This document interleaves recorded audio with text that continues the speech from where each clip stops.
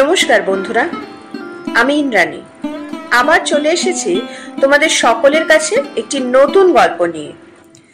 শুরুতেই একটা অনুরোধ করছি সবাইকে, আমার চ্যানেল এক ঝাঁক ইচ্ছেডানা বাই ইন্দ্রাণী যদি তোমাদের ভালো লাগে তাহলে চ্যানেলটা সাবস্ক্রাইব করে আমাকে উৎসাহ দিও।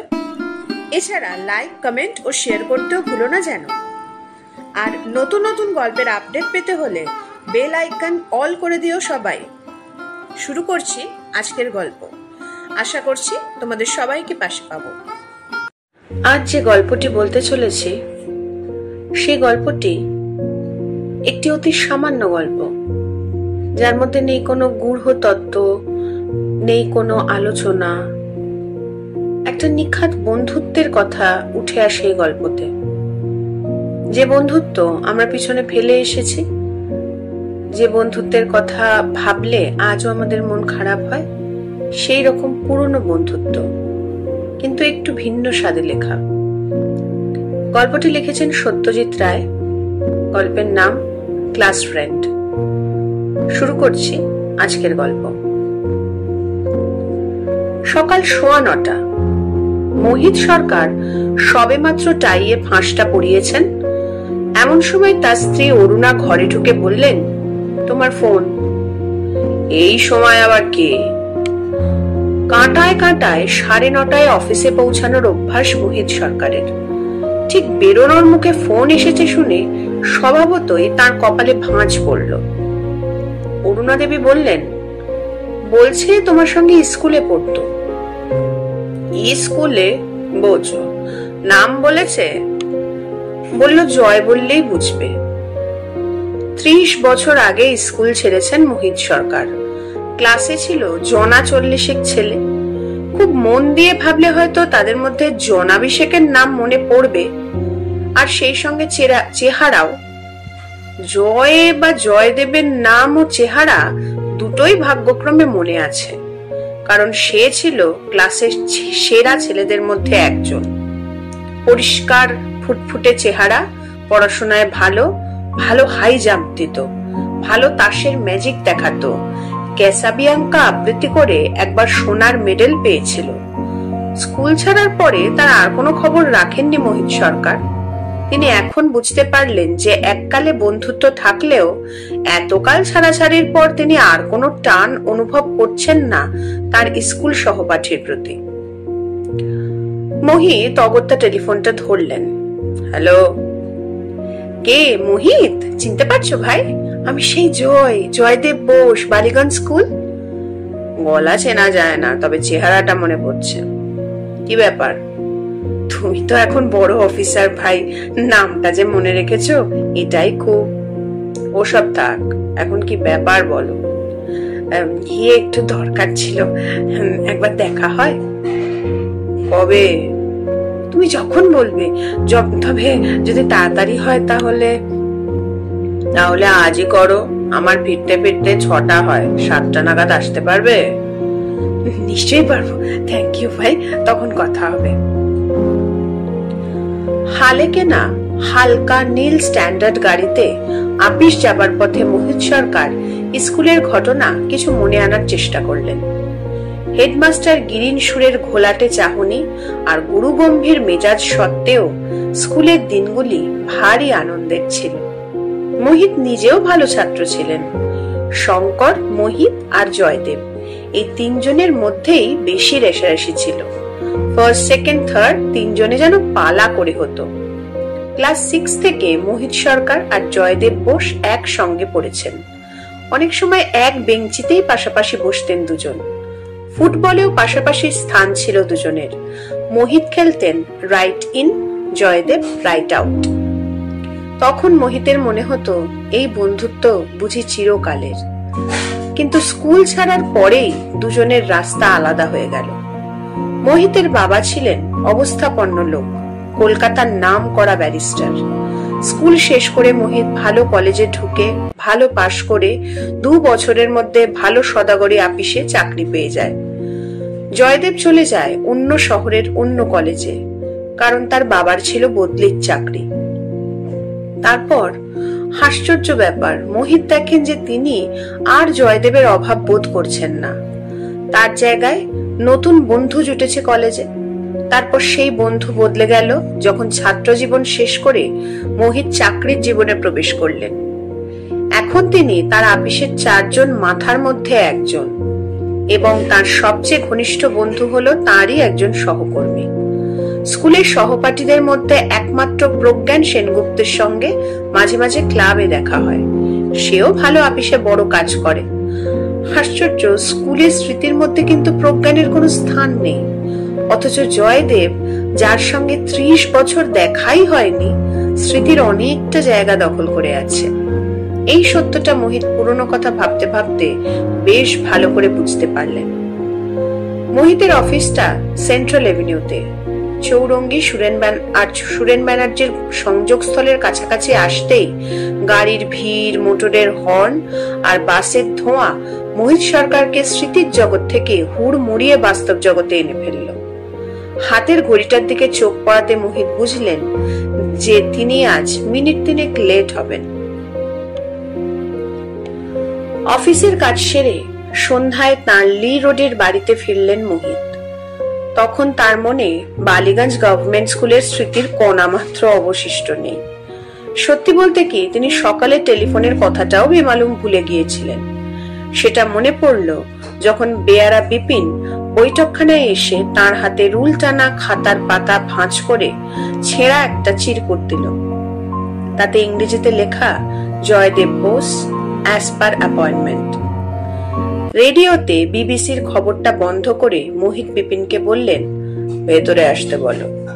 আর বলেই মনে হলো, জয় এতকাল পরে আসছে, তার জন্য কিছু খাবার আনিয়ে রাখা উচিত ছিল। আপিস পেটটা পার্ক স্ট্রিট থেকে কেক পেস্ট্রি জাতীয় কিছু কিনে আনা তার পক্ষে খুবই সহজ ছিল, কিন্তু খেয়াল হয়নি। তার স্ত্রী কি আর নিজে খেয়াল করে এ কাজটা করেছেন? চিনতে পারছ? গলার স্বর শুনে আর সেই সঙ্গে কণ্ঠস্বরের অধিকারের দিকে চেয়ে মোহিত সরকারের যে প্রতিক্রিয়াটা হলো, সেটা সিঁড়ি উঠতে গিয়ে শেষ ধাপ পেরোনোর পরেই আর এক ধাপ আছে মনে করে পা ফেললে যা হয়। চৌকাঠ পেরিয়ে যিনি ঘরের ভেতরে এসে দাঁড়িয়েছেন, তার পরনে ছাই রঙের বেখাপ্পা ঢলঢলে সুতির প্যান্টের উপর হাত কাটার সস্তা ছিটের শার্ট দুটির কোনোটিও পশমিনকালে স্ত্রীর সংস্পর্শে এসেছে বলে মনে হয় না। শার্টের কলারের ভিতর দিয়ে যে মুখটি বেরিয়ে আছে, তার সঙ্গে অনেক চেষ্টা করেও মোহিত তার স্মৃতির জয়দেবের সঙ্গে কোনো সাদৃশ্য খুঁজে পেলেন না। আগন্তুকের চোখ কোটরে বসা, গায়ের রং রোদে পুড়ে ঝামা, গাল তোবড়ানো, থুতনিতে অন্তত 3 দিনের কাঁচা পাকা দাড়ি, মাথার উপরাংশ মসৃণ, কানের পাশে কয়েক গাছা অবিন্যস্ত পাকা চুল। প্রশ্নটা হাসি মুখে করায় ভদ্রলোকের দাঁতের পাটিও দেখতে পেয়েছেন মোহিত সরকার, এবং মনে হয়েছে পান খাওয়া ক্ষয়ে যাওয়া অমন দাঁত নিয়ে হাসতে হলে হাত দিয়ে মুখ ঢেকে হাসা উচিত। অনেক বদলে গেছি না? বসো। মোহিত এতক্ষণে উঠে দাঁড়িয়েছেন। সামনের সোফায় আগন্তুক বসার পর মোহিত তার নিজের জায়গায় বসলেন। মোহিতের নিজের ছাত্র জীবনের কয়েকটা ছবি তার অ্যালবামে আছে। সেই ছবিতে 14 বছর বয়সের মোহিতের সঙ্গে আজকের মোহিতের আদল বার করতে অসুবিধা হয় না। তাহলে একে চেনা এত কঠিন হচ্ছে কেন? 30 বছরে একজনের চেহারায় এত পরিবর্তন হয় কি? তোমাকে কিন্তু বেশ চেনা যায়, রাস্তায় দেখলেও চিনতে পারতাম। ভদ্রলোক কথা বলে চলেছেন। আসলে আমার উপর দিয়ে অনেক ঝড় বয়ে গেছে। কলেজে পড়তে পড়তে বাবা মারা গেলেন, আমি পড়া ছেড়ে চাকরির ধান্দায় ঘুরতে শুরু করি। তারপর ব্যাপার তো বোঝোই, কপাল আর ব্যাকিং এ দুটোই যদি না থাকে, তাহলে আজকের দিনে একজন ইয়ের পক্ষে। চা খাবে? চা? হ্যাঁ, তা। মোহিত বিপিনকে ডেকে চা আনতে বললেন, আর সেই সঙ্গে এই ভেবে আশ্বস্ত হলেন যে কেক মিষ্টি যদি নাও থাকে তাহলেও ক্ষতি নেই, এনার পক্ষে বিস্কুটই যথেষ্ট। ওহ, ভদ্রলোক বলে চলেছেন, আজ সারা দিন ধরে কত পুরনো কথাই না ভেবেছি জানো মোহিত। মোহিত নিজেও যে কিছুটা সময় তাই করেছেন সেটা আর বললেন না। এলসিএম জিসিএম কে মনে আছে? মোহিতের মনে ছিল না, কিন্তু বলতেই মনে পড়ল। এলসিএম হলেন পিটির মাস্টার লালচাঁদ মুখুজ্জে, আর জিসিএম হলেন অঙ্কের স্যার গোপেন মিত্তির। আমাদের খাবার জলের ট্যাঙ্কির পিছনটায় দুজনকে জোর করে পাশাপাশি দাঁড় করিয়ে কে বক্স ক্যামেরায় ছবি তুলেছিল মনে আছে? ঠোঁটের কোণে একটা হালকা হাসি এনে মোহিত বুঝিয়ে দিলেন যে তার মনে আছে। আশ্চর্য, এগুলো তো সবই সত্যি কথা। ইনি যদি জয়দেব না হন তাহলে এত কথা জানলেন কি করে? স্কুল লাইফের 5টা বছরই আমার জীবনের বেস্ট টাইম জানো ভাই, বললেন আগন্তুক। তেমন দিন আর আসবে না। মোহিত একটা কথা না বলে পারলেন না। তোমার তো মোটামুটি আমারই বয়স ছিল বলে মনে পড়ে। তোমার চেয়ে 3 মাসের ছোট। বাহ, তাহলে এমন বুড়োলে কি করে? চুলের দশা এমন হলো কি করে? স্ট্রাগল ভাই, স্ট্রাগল, বললেন আগন্তুক। অবশ্যই টাকাটা আমাদের ফ্যামিলির অনেকেরই আছে। বাপ ঠাকুরটা দুজনেরই টাক পড়ে যায় 35-এর মধ্যে। গাল ভেঙেছে হাড় ভাঙা খাটুনির জন্য আর প্রপার ডায়েটের অভাবে। তোমাদের মতো তো টেবিল চেয়ারে বসে কাজ নয় ভাই। কারখানায় কাজ করেছি 7 বছর, তারপর মেডিকেল, সেলসম্যান, ইন্স্যুরেন্সের দালালি, এ দালালি সে দালালি। এক কাজে টিকে থাকবো সে তো আর কপালে লেখা নেই। পাতের মাকুর মতো একবার এদিক একবার ওদিক। কথায় বলে শরীরের নাম মহাশয়, যা সবে তাই সয়। অথচ তাতে শেষ অব্দি শরীরটা যে কি দাঁড়ায় তা তো আর বলে না। সেটা আমায় দেখে বুঝতে হবে। বিপিন চা এনে দিল, সঙ্গে প্লেটে সন্দেশ আর সিঙ্গারা। গিন্নির খেয়াল আছে বলতে হবে। ক্লাস ফ্রেন্ডের এই চিহিরি দেখলে কি ভাবতেন সেটা মোহিত আন্দাজ করতে পারলেন না। তুমি খাবে না? আগন্তুক প্রশ্ন করলেন। মোহিত মাথা নাড়লেন। আমি এইমাত্র খেয়েছি। একটা সন্দেশ? না, তুমিই খাও। ভদ্রলোক সিঙ্গারায় কামড় দিয়ে চিবোতে চিবোতে বললেন, ছেলেটার পরীক্ষা সামনে, অথচ এমন দশা। জানো ভাই মোহিত, ফির টাকাটা যে কোত্থেকে আসবে তা তো বুঝতে পারছি না। আর বলতে হবে না, মোহিত বুঝে নিয়েছেন। আগেই বোঝা উচিত ছিল এর আসার কারণটা। সাহায্য প্রার্থনা, আর্থিক সাহায্য। কত চাইবেন? 20-25 হলে দিয়ে দেওয়াই হবে বুদ্ধিমানের কাজ। কারণ না দিলেই যে উৎপাতে শেষ হবে এমন কোনো ভরসা নেই। আমার ছেলেটা খুব ব্রাইট জানো ভাই। পয়সার অভাবে তার পড়াশোনা মাঝপথে বন্ধ হয়ে যেতে পারে। এ কথাটা ভেবে আমার রাতে ঘুম হয় না। দ্বিতীয় সিঙ্গারাটা উঠে গেল প্লেট থেকে। মোহিত সুযোগ পেলেই জয়দেবের সেই ছেলে বয়সের চেহারাটার সঙ্গে আগন্তুকের চেহারা মিলিয়ে দেখছেন, আর ক্রমেই তার বিশ্বাস বদ্ধমূল হচ্ছে যে সেই বালকের সঙ্গে এই প্রৌঢ়ের কোনো সাদৃশ্য নেই। তাই বলছিলাম ভাই, চাই সশব্দ চুমুক দিয়ে বললেন আগন্তুক। অন্তত শখানেক কি দেড়েক যদি এই পুরনো বন্ধুর হাতে তুলে দিতে পারো তাহলে। Very sorry. টাকার কথাটা উঠলেই সরাসরি না করে দেবেন এটা মোহিত মনে মনে স্থির করে ফেলেছিলেন, কিন্তু এখন মনে হলো ব্যাপারটা এতটা রূঢ়ভাবে না করলেও চলতো। তাই নিজেকে খানিকটা শুধরে নিয়ে গলাটাকে আরেকটু নরম করে বললেন, সরি ভাই, আমার কাছে জাস্ট নাও ক্যাশের একটু অভাব। আমি কাল আসতে পারি, এনি টাইম, তুমি যখনই বলবে। কাল আমি একটু কলকাতার বাইরে যাব, ফিরবো 3 পরে। তুমি রোববার এসো। রবিবার? আগন্তুক যেন খানিকটা চুপসে গেলেন। মোহিত মনস্থির করে ফেলেছেন, ইনি যে জয়, চেহারায় তার কোনো প্রমাণ নেই। কলকাতার মানুষ ধাপ্পা দিয়ে টাকা রোজগারের 1000 ফিকির জানে। ইনি যদি জালিয়াত হন, হয়তো আসল জয়দেবকে চেনেন। তার কাছ থেকে 30 বছর আগের বালিগঞ্জ স্কুলের কয়েকটা ঘটনা জেনে নেওয়া আর এমন কি কঠিন কাজ। রবিবার কখন আসবো? আগন্তুক প্রশ্ন করলেন। সকালের দিকেই ভালো, এই 9টা, 9:30। শুক্রবার, ঈদের ছুটি। মোহিতের আগে থেকেই ঠিক আছে বারুইপুরে এক বন্ধুর বাগান বাড়িতে সস্ত্রীক গিয়ে উইকেন্ড কাটিয়ে আসবেন। 2 দিন থেকে রবিবার রাত্রে ফেরা, সুতরাং ভদ্রলোক সকালে এলে তাকে পাবেন না। এই প্রতারণাটুকুরও প্রয়োজন হতো না যদি মোহিত সোজাসুজি মুখের ওপর না করে দিতেন। কিন্তু কিছু লোক আছে যাদের দ্বারা এই জিনিসটা হয় না। মোহিত এই দলেই পড়েন। রবিবার তাকে না পেয়ে যদি আবার আসেন ভদ্রলোক, তাহলে তার সঙ্গে দেখা না করার কোনো অজুহাত বার করবেন মোহিত সরকার। তারপর হয়তো আর বিরক্ত হতে হবে না। আগন্তুক চায়ের কাপে শেষ চুমুক দিয়ে সেটা নামিয়ে রাখতেই ঘরে আর একজন পুরুষ এসে ঢুকলেন। ইনি মোহিতের অন্তরঙ্গ বন্ধু মানিকান্ত সেন। আরো 2 জন আসার কথা আছে, তারপর তাসের আড্ডা বসবে। এটা রোজকার ঘটনা।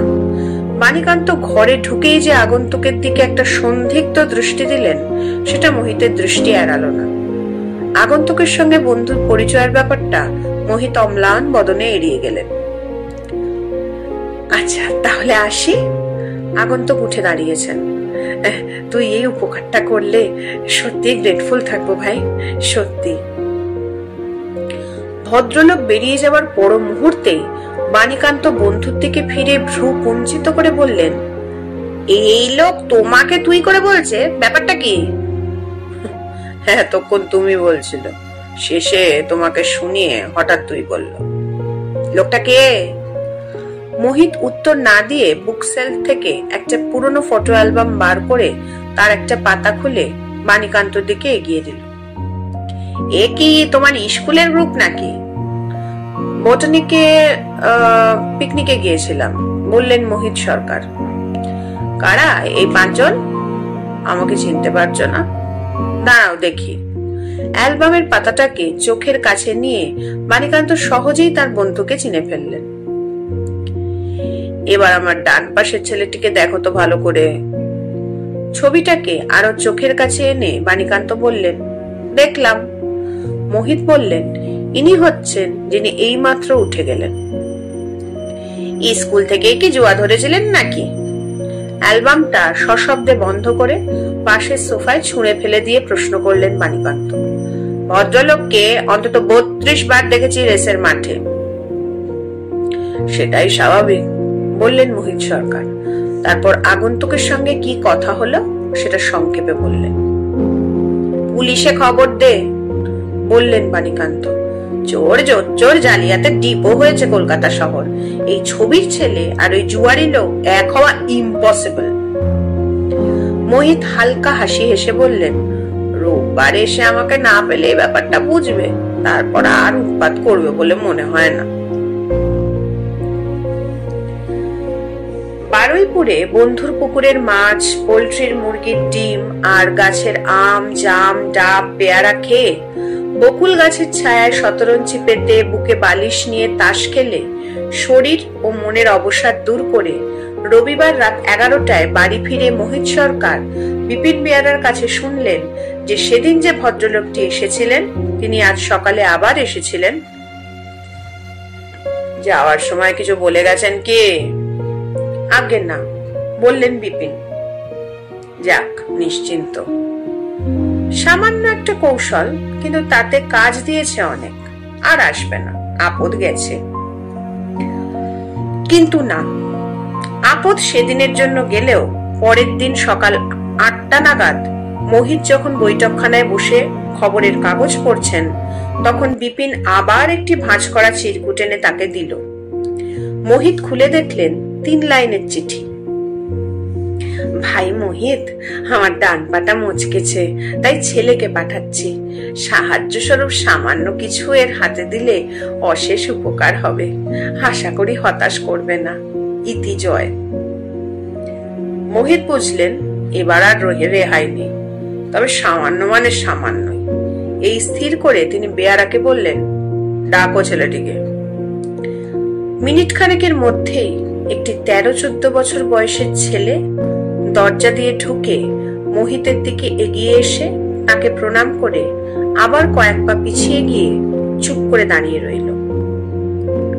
মোহিত তার দিকে মিনিট খানেক চেয়ে থাকলেন, তারপর বললেন, বসো।